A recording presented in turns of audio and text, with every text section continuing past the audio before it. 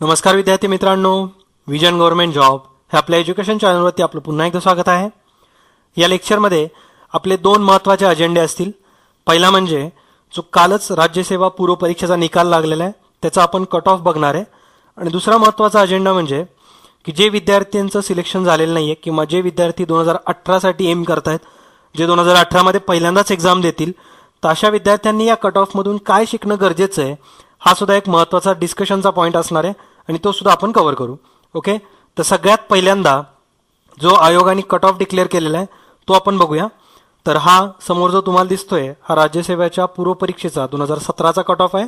याच्यामध्ये ओपनचा जर विचार केला, जनरलचा 189 आणि फिमेलचा 168 कट ऑफ लागलेला आहे. बाकीच्या कॅटेगरीचे सुद्धा तुम्ही कट ऑफ बघू शकता. याच्यातून तुम्हाला एक चांगला ॲनालिसिस होईल की कट ऑफची जी क्वालिटी आहे ही कशी वाढत चालली आहे ते सुद्धा तुम्हाला कळेल. ओके, तर सगळ्यात पहिल्यांदा जे विद्यार्थी ही पूर्व परीक्षा पास झालेले आहेत आणि मेन्ससाठी अपेअर झालेले आहेत, तर अशा सर्व विद्यार्थ्यांना माझ्याकडून आणि विजन गव्हर्नमेंट जॉब हे आमच्या संपूर्ण टीमकडून तुम्हा सर्वांना हार्दिक शुभेच्छा.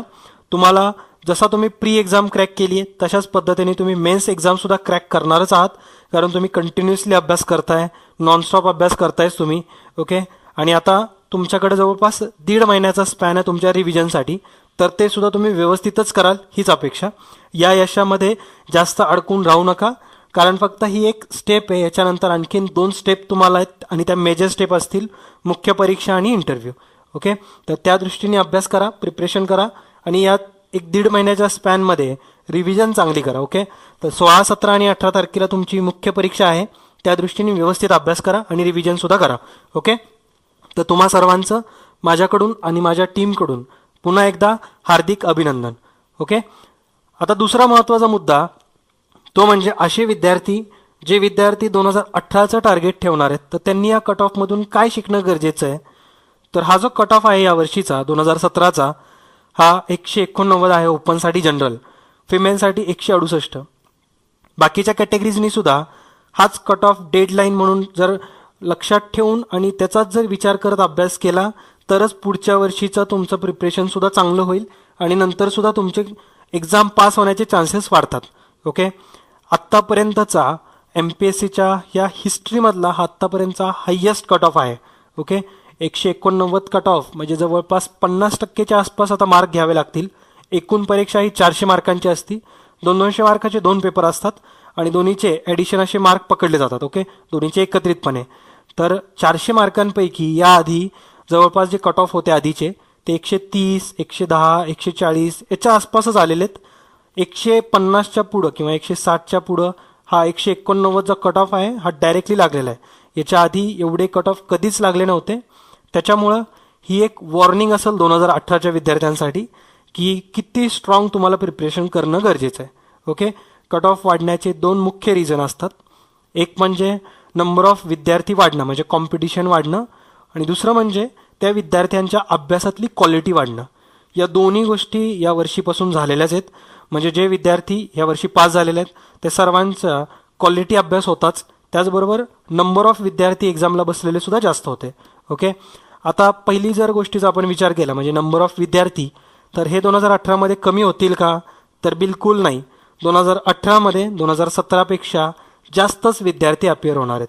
जर यावर्षी 5 लाख विद्यार्थ्यांनी भरला असेल तर पुढच्या वर्षी तो आकडा जो आहे हा 7.5-8 लाखच होणार. ओके, कारण असे विद्यार्थी असतात जे यावर्षी पास झालेले नाही आहेत ते पण परीक्षा देतील. नवीन ग्रॅज्युएट होऊन आलेले सुद्धा परीक्षा देतात. जे अंडर ग्रॅज्युएट आहेत 3rd फायनल इयरला ते सुद्धा अभ्यास करतात आणि ते सुद्धा परीक्षा देतात.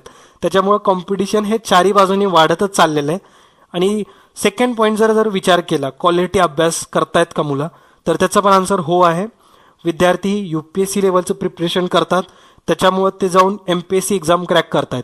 ओके, त्याच्यामुळे 2018चे जे MPSC टार्गेट ठेवणारे विद्यार्थी असतील तर त्यांनी सुद्धा काय क्वालिटीने अभ्यास करायचा आहे हा एक विचाराचीच गोष्ट आहे, चर्चा करण्याची गोष्ट आहे. तुम्ही याच्यामध्ये एक अख्खा दिवस तुमचा द्या. 190 मार्क घेणं 400 पैकी हे अतिशय कठीण काम असतं एक्झाम्समध्ये.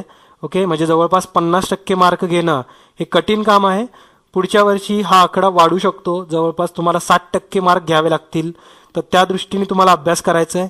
एक बेसिक प्रिपरेशन असलं पाहिजे, टप्प्याटप्प्याचे गोल असले पाहिजेत हे मी नाही तर बाकीचे सगळेच जे हुशार असे विद्यार्थी असतील किंवा जे मोठे मोठे अधिकारी आहेत, जे सायकोलॉजिस्ट आहेत, ते सगळेजण हे सांगतात की तुम्ही शॉर्ट गोल्स ठेवायचे. म्हणजे तुमचं गोल हे 1 वर्ष पुढचं नसलं पाहिजे, 1 आठवड्या पुढचं पाहिजे. म्हणजे एक आठवड्याचे तुमचे 54 आठवडे तुम्ही बनवायचे, म्हणजेच 1 वर्षाचं प्रिपरेशन बनेल. ओके, तर असेच गोल सेट करा जे काही तुम्हाला अचिवेबल असतील. उगाच अशा हवेतले प्लॅन बनवू नका की 1 महिन्यामध्ये मला हे करायचंय ते करायचंय. या एका दिवसामध्ये काय करायचंय, पुढच्या दिवशी काय करायचंय, या आठवड्यामध्ये काय करायचंय, हे तुमचं एम असलं पाहिजे. ओके, तरच तुमचं एक चांगलं आणि बेसिकपासून प्रिपरेशन होणार आहे. यासाठी 2018चा MPSCचा जो आमचा विजन स्टडी प्रोजेक्ट आहे तो आम्ही ऑगस्टमध्ये लॉन्च करणारच आहे. मात्र तुमचं एक स्वतःचं एक बॅकग्राऊंड बनलं पाहिजे, तुमचं एक अभ्यासाचं एन्व्हायरमेंट बनलं पाहिजे, म्हणून मी तुम्हाला या सगळ्या गोष्टी सांगतोय. ओके, बेस स्ट्रॉंग करायचंय म्हणजे काय, हाच बऱ्याच जणांना प्रश्न पडतो. म्हणजे काय करायचंय, तुमची जर इमारत तुम्हाला उंच आणि लॉंग लास्टिंग पाहिजे असेल तर काय करतो आपण, पायावरती थोडा जास्त वेळ देतो, पाया थोडा मजबूत बनवतो. तर तेच इथं पण करायचंय. 2018 जर तुमचं एम असेल तर त्याच्यासाठी तुमचं बरेचसे ड्युरेशन आहे, जवळपास 10-11 महिन्यांचा स्पॅन आहे तुमच्याकडं. आणि त्यासाठी तुम्ही तुमचा जो पाया मजबूत करण्याचा भाग आहे, म्हणजेच काय, तुमचे बेसिक कन्सेप्ट क्लिअर करू शकता तुम्ही. जसं की तुम्ही स्टेट बोर्डचे जर पुस्तकं वाचले, NCERTचे जर पुस्तकं वाचले तर तुमचा पाया मजबूत होणार आहे. तिथून तुम्हाला बऱ्याच बारीक बारीक गोष्टी सुद्धा क्लिअर होत जातील. जसं की जर तुम्हाला एक्झाम्पल द्यायचं झालं तर आयोगाने अशा पद्धतीचा सुद्धा प्रश्न विचारलेला आहे की आपल्या संविधानावरती ज्यावेळेस स्वाक्षऱ्या करत होते तर त्यावेळेस बाहेर पाऊस पडत होता की नाही. तर हे जे कन्सेप्ट आहेत हे तुम्हाला कुठल्याही रेफरन्स बुकमध्ये नाही भेटणार, मात्र तुम्हाला स्टेट बोर्डच्या पुस्तकांमध्ये हे गोष्टी भेटून जातील. त्याच्यामुळं त्या गोष्टी थोड्याशा रिवाईज करा, स्टेट बोर्ड वारंवार वाचा, NCERT वाचा, त्याच्यातून नोट्स बनवा आणि चांगलं एक पाया मजबूत करा. ओके, हे सगळं प्रिपरेशन आपण 2018च्या आमच्या प्रोजेक्टमध्ये करणारच आहे. मात्र तुम्ही सुद्धा स्वतःवरती एक रिस्पॉन्सिबिलिटी घेऊन जर अभ्यास केला तर आणखीन तुमचा अभ्यासच चांगला होणार आहे. ओके, अशा विद्यार्थी ज्यांचं या परीक्षेमध्ये सिलेक्शन झालेलं नाहीये त्यांनी बिलकुल खचून जायचं नाहीये. तुम्हाला एक गोल्डन अपॉर्च्युनिटी भेटली, पुढच्या एक्झाममध्ये तुम्ही इव्हन टॉप सुद्धा करू शकता. ओके, मात्र तुमचे प्लॅन, तुमचे गोल सेट असले पाहिजेत आणि त्या प्लॅनसाठी तुम्ही काहीही करण्याची तयारी असली पाहिजे. ओके, तर पहिल्यांदा एक प्लॅन बनवा, एक छोटे छोटे गोल सेट करा आणि त्याच्यासाठी मग काहीही करायची तयारी ठेवा. ओके, तर हेच एक चांगला सल्ला असेल तुमच्यासाठी की तुम्ही 2018साठी कसं प्रिपरेशन करू शकणार आहे. जर तुम्ही या अपयशामध्ये अडकून राहिला तर त्याच्यातून बाहेर निघणं अवघड होईल आणि ते तुमच्या पुढच्या जे एम असणार आहे ते सुद्धा डगमगू शकतं. ओके, त्याच्यामुळे याच्यातून लवकरात लवकर बाहेर पडायचे, अडकायची गोष्टच नाहीये. जर तुम्हाला 180 मार्क पडले असतील आणि 189 कट ऑफ असेल म्हणजेच काय, तर तुम्ही 2018 टॉप कराल. ओके, तर हे लॉजिक ठेवायचे कधी पण. ओके, आणि आम्ही आता लेक्चर मंडेपासून कंटिन्यू करणार आहे. तुम्हाला म्हणालो होतो की कंबाईन एक्झाम झाल्यानंतर एक 4 दिवस मी रेस्टवरती असेल आणि त्यानंतर लेक्चर अपलोड होतील.